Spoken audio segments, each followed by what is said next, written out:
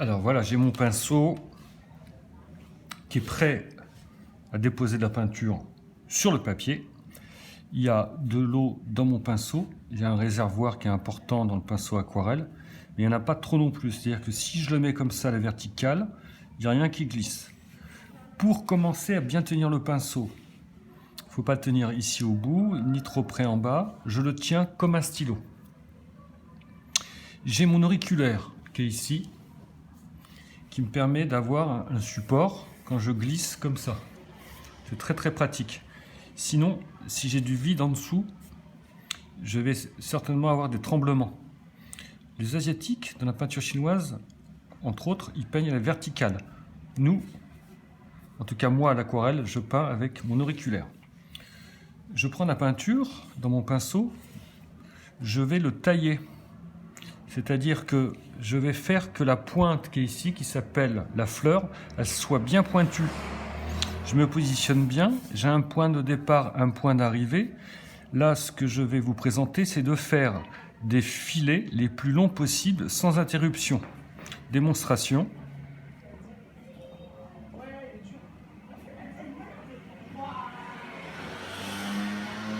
Voilà un filet qui n'est pas interrompu, qui est constant. Donc ça c'est important, mais qui n'est pas très fin. Donc je vais dominer la pression au deuxième passage.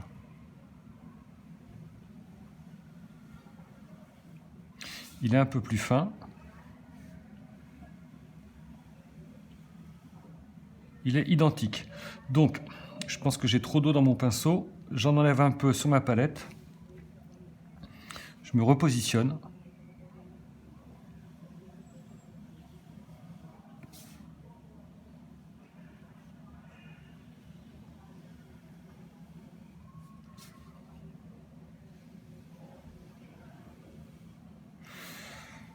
Voilà, alors c'est pas extrêmement fin.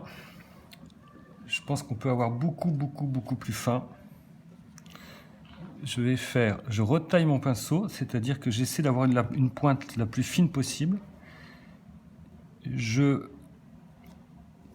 me prépare à la légèreté.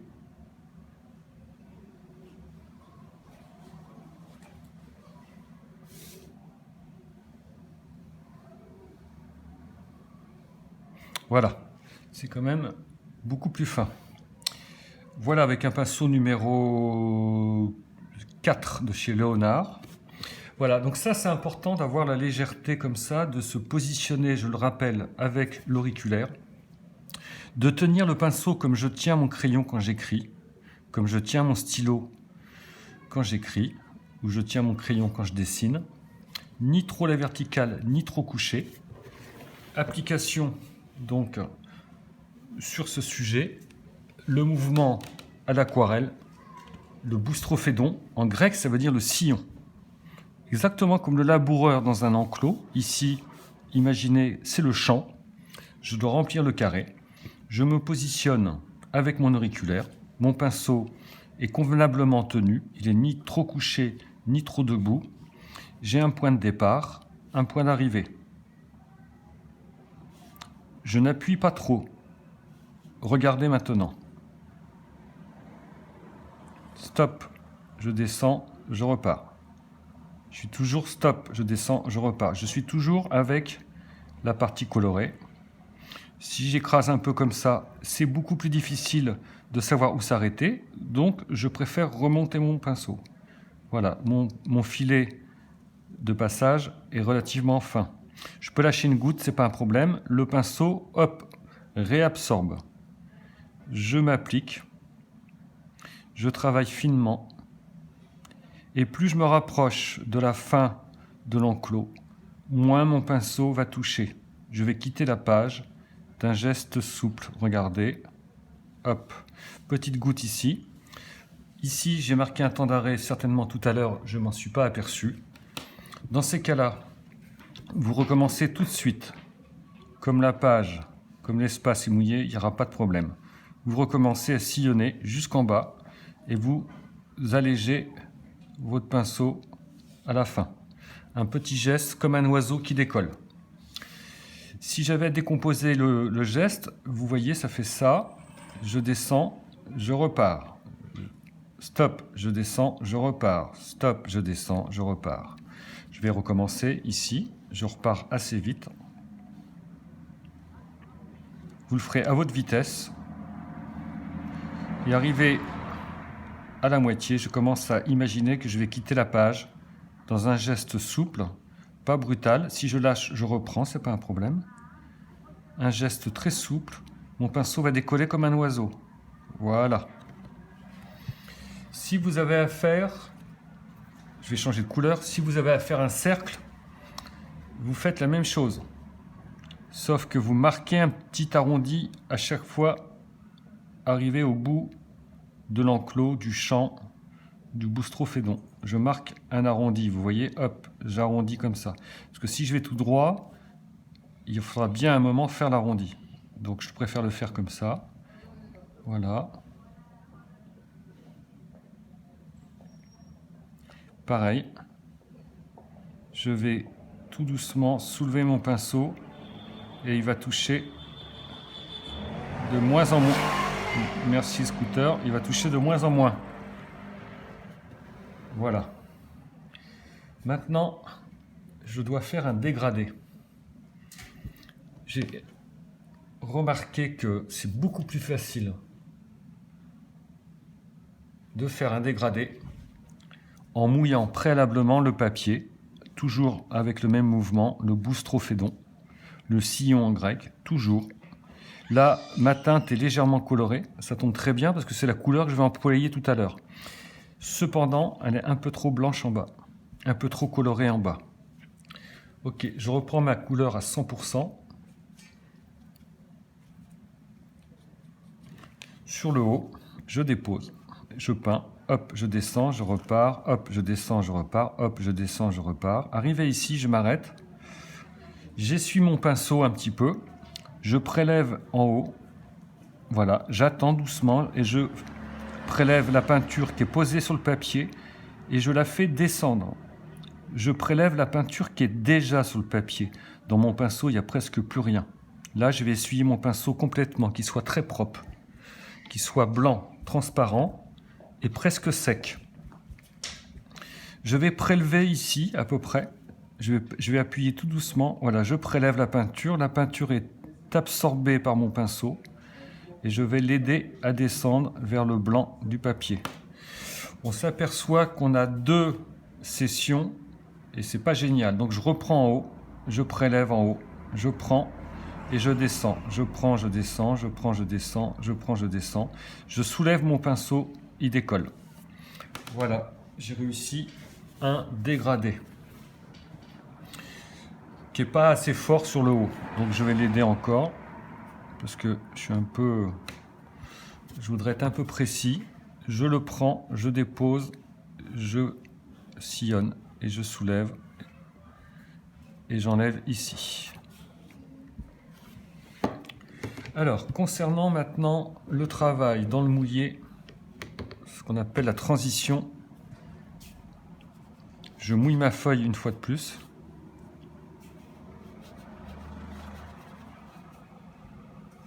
Je vais déposer 2 couleurs totalement différentes.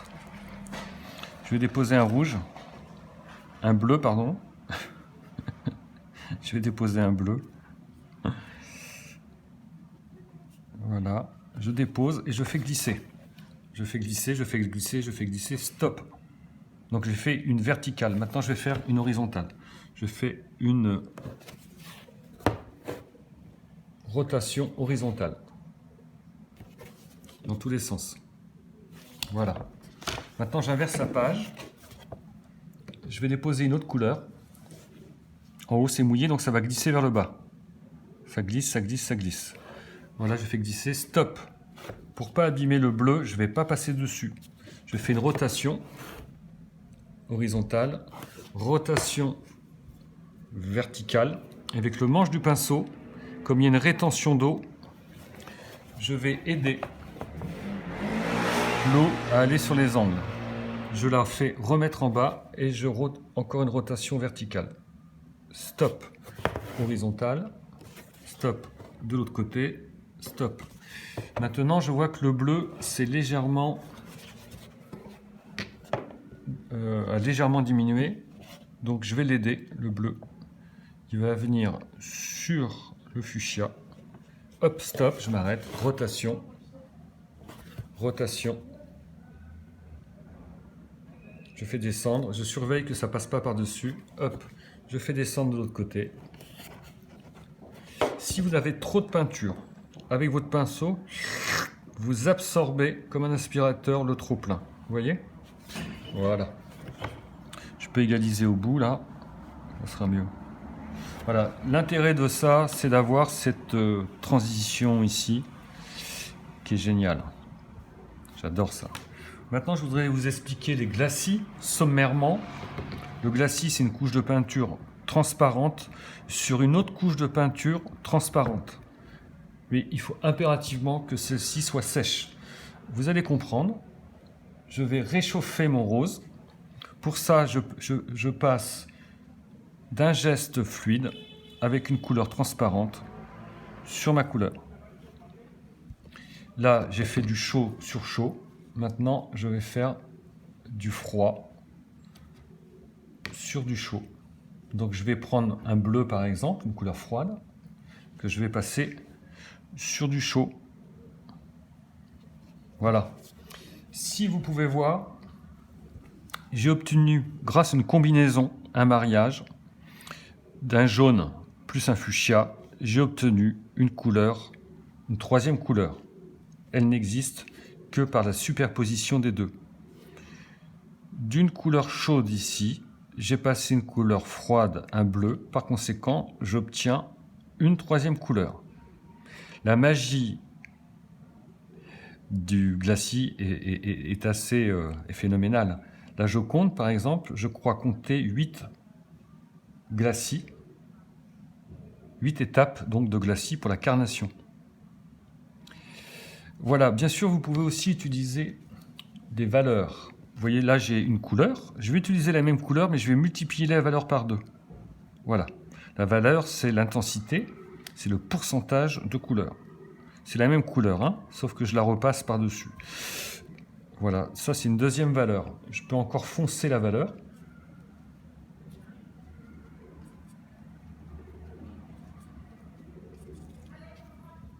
Comme celle-ci. Là, j'ai une valeur encore plus forte. Je pourrais faire le contraire, avoir une valeur encore plus claire. Comme ça. Et avoir une valeur encore plus claire. Comme celle-ci. Voilà. Eh bien, à bientôt.